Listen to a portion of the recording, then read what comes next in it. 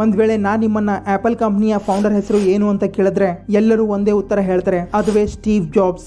ಆದರೆ apple company ಇಷ್ಟೊಂದು famous ಆಗಲು ಕೇವಲ ಸ್ಟೀವ್ ಜಾಬ್ಸ್ ಒಬ್ಬರೇ ಕಾರಣ ಅಲ್ಲ. 1976ರಲ್ಲಿ ಸ್ಟೀವ್ ಜಾಬ್ಸ್, ಸ್ಟೀವ್ ವ್ಯಾಜ್ನಿಯಾಕ್ ಮತ್ತೆ ರೊನಾಲ್ಡ್ ವೇನ್ ಸೇರಿ ಆಪಲ್ ಕಂಪನಿಯನ್ನ ನಿರ್ಮಾಣ ಮಾಡಿದ್ರು. ಆಪಲ್ 1 ಕಂಪ್ಯೂಟರ್ ಆಪಲ್ ಕಂಪನಿಯ ಮೊದಲ ಕಂಪ್ಯೂಟರ್ ಆಗಿತ್ತು ಮತ್ತೆ ಇದನ್ನ ಡಿಸೈನ್ ಮಾಡಿದ್ರು ಸ್ಟೀವ್ ವ್ಯಾಜ್ನಿಯಾಕ್. ಆಪಲ್ ಕಂಪನಿ ಇಷ್ಟೊಂದು ಎತ್ತರಕ್ಕೆ ಬೆಳೆಯಲು ಇವರ ಕೊಡುಗೆ ಕೂಡ ಕಾರಣ ಆಗಿತ್ತು. ಆದ್ರೂ ಕೂಡ ಯಾಕೆ ಇವತ್ತು ಎಲ್ಲರಿಗೂ ಸ್ಟೀವ್ ಜಾಬ್ಸ್ ಅವರ ಹೆಸರೇ ಗೊತ್ತು, ಸ್ಟೀವ್ ವ್ಯಾಜ್ನಿಯಾಕ್ ಅವರ ಹೆಸರು ಗೊತ್ತಿಲ್ಲ? ಇದರ ಹಿಂದೆ ಕಾರಣ ಇದೆ ಕಮ್ಯುನಿಕೇಶನ್ ಸ್ಕಿಲ್ಸ್. ಸ್ಟೀವ್ ವ್ಯಾಜ್ನಿಯಾಕ್ ಒಬ್ಬ ಇಂಟ್ರೋವರ್ಟ್ ಮತ್ತೆ ನಾಚಿಕೆ ಸ್ವಭಾವದ ವ್ಯಕ್ತಿ ಆಗಿದ್ರು. ಅವರು ಒಬ್ಬರೇ ಕೆಲಸ ಮಾಡ್ತಾ ಇದ್ರು. ಅವರಿಗೆ ಎಲೆಕ್ಟ್ರಾನಿಕ್ಸ್ ಮತ್ತೆ ಟೆಕ್ನಾಲಜಿಯಲ್ಲಿ ತುಂಬಾ ಇಂಟ್ರೆಸ್ಟ್ ಇತ್ತು. ಆದರೆ ಅವರು ಜನರ ಮುಂದೆ ಮಾತಾಡಲು, ತಮ್ಮ ಮಾತು ವ್ಯಕ್ತಪಡಿಸಲು ಮತ್ತೆ ಮಾರ್ಕೆಟಿಂಗ್ ಮಾಡುವುದು ಅವರಿಗೆ ಆಗ್ತಾ ಇರಲಿಲ್ಲ. ಇನ್ನೊಂದು ಕಡೆ ಸ್ಟೀವ್ ಜಾಬ್ಸ್ಗೆ ಸ್ಟೀವ್ ವ್ಯಾಜ್ನಿಯಾಕ್ ಗಿಂತ ನಾಲೆಜ್ ಕಡಿಮೆ ಇತ್ತು. ಆದರೆ ಅವರು ಕಮ್ಯುನಿಕೇಶನ್ ಸ್ಕಿಲ್ಸ್ ನಲ್ಲಿ ಮಾಸ್ಟರ್ ಆಗಿದ್ರು. ಜನರಿಗೆ ತಮ್ಮ ಮಾತು ಹೇಳುವುದು, ತಮ್ಮ ಮಾತು ಒಪ್ಪಿಕೊಳ್ಳುವ ಹಾಗೆ ಮಾಡುವುದು, ತಮ್ಮ ಶಬ್ದಗಳಿಂದ ಪ್ರಾಡಕ್ಟ್ ಸೇಲ್ ಮಾಡುವುದು ಅವರಿಗೆ ಗೊತ್ತಿತ್ತು. ಇದೇ ಕಾರಣದಿಂದ ಅವರು ಓಪನ್ ಆಗಿ ಮಾತಾಡ್ತಾ ಇದ್ರು. ಮತ್ತೆ ಜಗತ್ತು ಕೂಡ ಅವರನ್ನ ನೋಡ್ತು,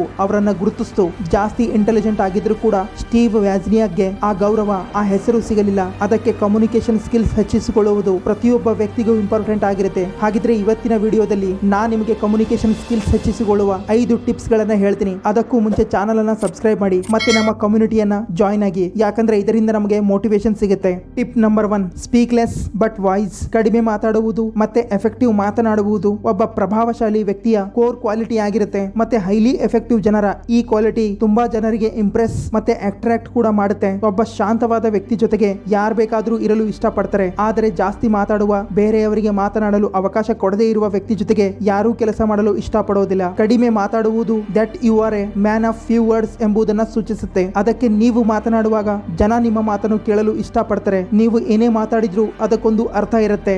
ಅದೇ ಜಾಸ್ತಿ ಮಾತನಾಡುವುದರಿಂದ ನಿಮ್ಮ ಮಾತಿಗೆ ಯಾರು ಬೆಲೆ ಕೊಡೋದಿಲ್ಲ ಮತ್ತೆ ನಿಮ್ಮ ಮಾತನ್ನ ಯಾರು ಗಮನಿಸೋದಿಲ್ಲ. ಅದಕ್ಕೆ ಕಡಿಮೆ ಮಾತಾಡಲು ಪ್ರಾರಂಭ ಮಾಡಿ. ಕಡಿಮೆ ಮತ್ತೆ ಎಫೆಕ್ಟಿವ್ ಮಾತಾಡಲು ಇದೊಂದು ಹ್ಯಾಬಿಟ್ ಬೆಳೆಸಿಕೊಳ್ಳಿ. Think before you speak. ಮಾತನಾಡುವ ಮುಂಚೆ 1-2 ಸೆಕೆಂಡ್ ಯೋಚನೆ ಮಾಡಿ, ನನ್ನ ಈ ಮಾತು ಈ ಪರಿಸ್ಥಿತಿಗೆ ಹೊಂದಿಕೊಳ್ಳುತ್ತಾ ಅಥವಾ ಇಲ್ಲ, ನಾ ಇವಾಗ ಮಾತಾಡುವುದು ಇಂಪಾರ್ಟೆಂಟ್ ಇದೆನಾ ಅಥವಾ ಇಲ್ಲ ಅನ್ನೋದನ್ನ ಯೋಚನೆ ಮಾಡಿ ಮಾತಾಡಿ. ಯಾಕಂದ್ರೆ ನಾವು ಮಾತಿನ ಭರದಲ್ಲಿ ಏನೇನೋ ಮಾತಾಡಿ ಬಿಡ್ತೀವಿ. ಬಾಯಿಯಿಂದ ತಪ್ಪು ಮಾತುಗಳು ಮಾತಾಡಿ ಆಮೇಲೆ ಪಶ್ಚಾತ್ತಾಪ ಪಡ್ತೀವಿ. ಅದಕ್ಕೆ ಸ್ವಲ್ಪ ಗ್ಯಾಪ್ ತಗೊಂಡು ಮಾತಾಡಿ. Tip number 2, make feel other important. ಈ ಪ್ರಪಂಚದಲ್ಲಿ ಪ್ರತಿಯೊಬ್ಬ ವ್ಯಕ್ತಿಗೆ ತನ್ನ ಹೆಸರು ಮತ್ತೆ ಸ್ವತಃ ತಾನೇ ಇಂಪಾರ್ಟೆಂಟ್ ಆಗಿರ್ತಾನೆ. ಅದಕ್ಕೆ ಯಾರನ್ನೇ ನೀವು ಭೇಟಿ ಮಾಡಿದ್ದಾಗ ಅವರ ಬಗ್ಗೆನೂ ಸ್ವಲ್ಪ ಮಾತಾಡಿ. ಶಬ್ದಗಳಲ್ಲಿ ಅವರನ್ನ ಸ್ವಲ್ಪ ಹೊಗಳಿ, ಅವರಿಗೂ ಇಂಪಾರ್ಟೆಂಟ್ ಫೀಲ್ ಮಾಡಿಸಿ. ಫಾರ್ ಎಕ್ಸಾಂಪಲ್, ಯಾರೋ ಒಬ್ಬ ವ್ಯಕ್ತಿ ಬಂದು ನಿಮ್ಮ ಈ ಡ್ರೆಸ್ ಚೆನ್ನಾಗಿದೆ ಅಂದ್ರೆ ನಿಮ್ಗೆ ಹೇಗ್ ಅನ್ಸುತ್ತೆ? ಇಲ್ಲ ಬೇರೆ ವ್ಯಕ್ತಿ ಬಂದು ನೀವು ಈ ಡ್ರೆಸ್ ನಲ್ಲಿ ತುಂಬಾ ಸುಂದರವಾಗಿ ಕಾಣ್ತಾ ಇದೀರಾ ಅಂದ್ರೆ ಆಗ ನಿಮ್ಗೆ ಹೇಗ್ ಅನ್ಸುತ್ತೆ? ಹೌದು, ಎಲ್ಲರೂ ಎರಡನೇ ಮಾತಿಗೆ ಇಂಪಾರ್ಟೆನ್ಸ್ ಕೊಡ್ತಾರೆ ಅಲ್ವಾ? ಅದೇ ತರ ನೀವು ಯಾವುದೋ ಒಂದು ಮೀಟಿಂಗ್ ಅಟೆಂಡ್ ಮಾಡ್ತಾ ಇದ್ರಿ ಅನ್ಕೊಳ್ಳಿ. ಆಗ ನೀವು ಒಂದು ಪ್ರಶ್ನೆ ಕೇಳ್ತೀರಾ. ಅದನ್ನ ಒಬ್ಬ ವ್ಯಕ್ತಿ ಇದು ತುಂಬಾ ಒಳ್ಳೆಯ ಪ್ರಶ್ನೆ ಅಂತಾನೆ. ಅದೇ ಇನ್ನೊಬ್ಬ ವ್ಯಕ್ತಿ ನೀವು ತುಂಬಾ ಒಳ್ಳೆಯ ಪ್ರಶ್ನೆ ಕೇಳಿದಿರಾ ಅಂತಾನೆ. ಆವಾಗ್ಲೂ ನಿಮಗೆ ಎರಡನೇ ಕಾಂಪ್ಲಿಮೆಂಟೇ ಇಷ್ಟ ಆಗೋದು. ಯಾಕಂದ್ರೆ ಇದರಲ್ಲಿ ನಿಮ್ಮ ಬಗ್ಗೆ ಮಾತಾಡಲಾಗಿದೆ, ನಿಮಗೆ ಇಂಪಾರ್ಟೆನ್ಸ್ ಕೊಡಲಾಗಿದೆ. ಅದಕ್ಕೆ ಯಾರನ್ನೇ ನೀವು ಭೇಟಿಯಾಗಿ ಮಾತಾಡುವ ಮಾತಿನಲ್ಲಿ ಸ್ವಲ್ಪ ಬದಲಾವಣೆ ಮಾಡಿ. ಎದುರಿನ ವ್ಯಕ್ತಿಗೆ ಇಂಪಾರ್ಟೆನ್ಸ್ ಕೊಟ್ಟು ಮಾತಾಡಿ. ಈ ರೀತಿ ಮಾಡೋದ್ರಿಂದ ಎದುರಿನ ವ್ಯಕ್ತಿ ನೀವು ಮಾತಾಡುವ ಮಾತಿನಿಂದ ಇಂಪ್ರೆಸ್ ಆಗ್ತಾನೆ. Tips number 3, mix feelings and expressions. ನೀವು ಯಾವುದೇ ಒಬ್ಬ ವ್ಯಕ್ತಿ ಜೊತೆಗೆ ಮಾತನಾಡುವಾಗ ಆ ವ್ಯಕ್ತಿ ನಿಮ್ಮ ಮಾತಿನಲ್ಲಿ ಇಂಟ್ರೆಸ್ಟೆಡ್ ಆಗಿದೆನಾ ಅಥವಾ ಇಲ್ಲ ಅನ್ನೋದನ್ನ ತಿಳಿಯಲು ನಿಮ್ಮ ಎಕ್ಸ್ಪ್ರೆಷನ್ಸ್ ಮತ್ತೆ ಫೀಲಿಂಗ್ಸ್ ನ ದೊಡ್ಡ ರೋಲ್ ಇರುತ್ತೆ. ನೀವು ಯಾರನ್ನೇ ಭೇಟಿಯಾಗಿ ಒಂದು ಮೂಳನಗೆ ನಿಮ್ಮ ಮುಖದ ಮೇಲೆ ಇರಲಿ ಮತ್ತೆ ಶೇಕ್ ಹ್ಯಾಂಡ್ ಮಾಡ್ತಾ ಪ್ರಾಪರ್ ಬಾಡಿ ಲ್ಯಾಂಗ್ವೇಜ್ ನಲ್ಲಿ ಮಾತಾಡಲು ಪ್ರಾರಂಭ ಮಾಡಿ. ಮಾತಿನಲ್ಲಿ ಫೀಲಿಂಗ್ಸ್ ಹಾಕುವುದನ್ನ ಕಲಿಯಿರಿ. ಅದು ಮಾತಿನ ಮೂಲಕ ಆಗಿರಬಹುದು, ಇಲ್ಲ ತಮ್ಮ ಬಾಡಿ ಲ್ಯಾಂಗ್ವೇಜ್ ಮೂಲಕ ಆಗಿರಬಹುದು. ಎಲ್ಲಿವರೆಗೆ ನೀವು ಮಾತಿನಲ್ಲಿ ಭಾವನೆಯನ್ನ ವ್ಯಕ್ತಪಡಿಸೋದಿಲ್ಲ ಆ ಮಾತು ಯಾರ ಮನಸ್ಸಿಗೂ ಮುಟ್ಟೋದಿಲ್ಲ. ಕೇವಲ ಶಬ್ದಗಳೇ ಮನಸ್ಸಿಗೆ ಮುಟ್ಟೋದಿಲ್ಲ, ಬದಲಾಗಿ ಆ ಶಬ್ದಗಳಲ್ಲಿ ಭಾವನೆ ಇದ್ದಾಗ ಮಾತ್ರ ಆ ಮಾತು ಮನಸ್ಸಿಗೆ ಮುಟ್ಟುತ್ತೆ. ಫಾರ್ ಎಕ್ಸಾಂಪಲ್, ನೀವು ಯಾರಿಗಾದ್ರೂ ಪ್ರೀತಿಯಿಂದ ನಾನಿನ್ನ ಯಾವತ್ತೂ ಬಿಡೋದಿಲ್ಲ ಅಂತೀರಾ ಅನ್ಕೊಳ್ಳಿ, ಮತ್ತೆ ಇದೇ ಮಾತನ್ನ ಕೋಪದಿಂದ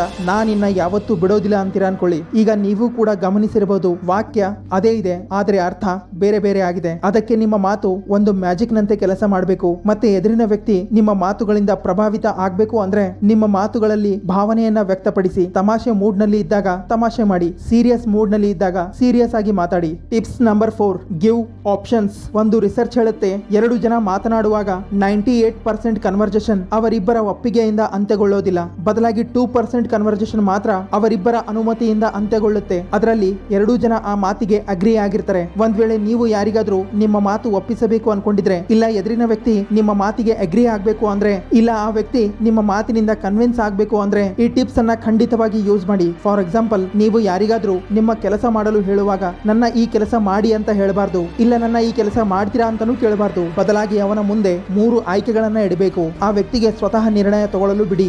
98% ಹೇಳ್ತೀನಿ, ಯಾವುದೇ ಒಬ್ಬ ವ್ಯಕ್ತಿ 3 ಆಯ್ಕೆಗಳನ್ನ ನೋಡಿ ನೋ ಅಂತ ಹೇಳೋದೇ ಇಲ್ಲ. ಮತ್ತೆ ಡೈರೆಕ್ಟ್ಲಿ ಆ ಕೆಲಸ ನನ್ನಿಂದ ಆಗೋದಿಲ್ಲ ಅಂತಾನೂ ಹೇಳೋದಿಲ್ಲ. ಯಾವುದಾದ್ರೂ ಒಂದನ್ನ ಆಯ್ಕೆ ಮಾಡಿ ನಿಮ್ಮ ಕೆಲಸ ಕಂಪ್ಲೀಟ್ ಮಾಡೇ ಮಾಡ್ತಾನೆ. ಇದರ ಅರ್ಥ ಹೀಗಿದೆ, ನಾವು ಯಾವಾಗ ಆ ವ್ಯಕ್ತಿ ಮುಂದೆ 3 ಆಯ್ಕೆಗಳನ್ನ ಇಡ್ತೀವಿ ಆಗ ಅವನಿಗೆ ಅನಿಸುತ್ತೆ ಆ ವ್ಯಕ್ತಿ ಸ್ವತಃ ನಿರ್ಧಾರ ತಗೊಳ್ತಾ ಇದ್ದಾನೆ ಅಂತ ಅನಿಸುತ್ತೆ. ಒಂದ್ ವೇಳೆ ನಾವು ಆ ವ್ಯಕ್ತಿಗೆ ಆಯ್ಕೆಗಳನ್ನ ಕೊಡದೆ ಡೈರೆಕ್ಟ್ಲಿ ಕೆಲಸ ಮಾಡಲು ಹೇಳಿದಾಗ ಆ ವ್ಯಕ್ತಿಗೆ ಆರ್ಡರ್ ಮಾಡಲಾಗ್ತಾ ಇದೆ ಅಂತ ಅನಿಸುತ್ತೆ, ಇಲ್ಲ ಕೆಲಸ ಮಾಡಲು ಹೇಳಲಾಗ್ತಾ ಇದೆ ಅಂತ ಅನ್ಸುತ್ತೆ. ಅದಕ್ಕೆ ಫಾರ್ ಎಕ್ಸಾಂಪಲ್, ನನ್ನ ಈ ಕೆಲಸ ಮಾಡಿ ಅಂತ ಹೇಳೋ ಬದಲು ಈ ತರ ಹೇಳಿ, ಸರ್ ನಿಮ್ಮಿಂದ ನನಗೆ 3 ಇಂಪಾರ್ಟೆಂಟ್ ಕೆಲಸ ಆಗ್ಬೇಕು, ಬಟ್ ಈ 3ರಲ್ಲಿ ಯಾವುದಾದ್ರೂ ಒಂದು ಕೆಲಸ ಮಾಡಿ ನನಗೆ ಒಂದ್ ಸ್ವಲ್ಪ ಸಹಾಯ ಮಾಡಬಹುದಾ ಅಂತ ಕೇಳಬೇಕು. 80 to 90% ಚಾನ್ಸ್ ಇದೆ ಆ ವ್ಯಕ್ತಿ ಒಂದಾದ್ರೂ ಒಂದು ಆಯ್ಕೆ ಮಾಡೇ ಮಾಡ್ತಾನೆ. ಈ ಟ್ರಿಕ್ ಅನ್ನ ಯೂಸ್ ಮಾಡಿ ನೀವು ಅವರನ್ನ ಯಾವುದಾದ್ರೂ ಒಂದು ಡಿಸಿಷನ್ ಮೇಲೆ ತರಬಹುದು, ನಿಮ್ಮ ಫೇವರ್ ನಲ್ಲಿ ಇರುವಂತದ್ದು. Tips number 5, imagine your self as A leader. ನೋಡಿ, ನಾವೆಲ್ಲ ತುಂಬಾ ಜನರ ಮುಂದೆ ಓಪನ್ ಆಗಿ ಮಾತಾಡಲು ಅಥವಾ ಸ್ಟೇಜ್ ಮೇಲೆ ನಿಂತು ಮಾತಾಡಲು ಭಯ ಪಡ್ತೀವಿ. ಇದರಿಂದ ನಮ್ಮ ಕಾನ್ಫಿಡೆನ್ಸ್ ಲೆವೆಲ್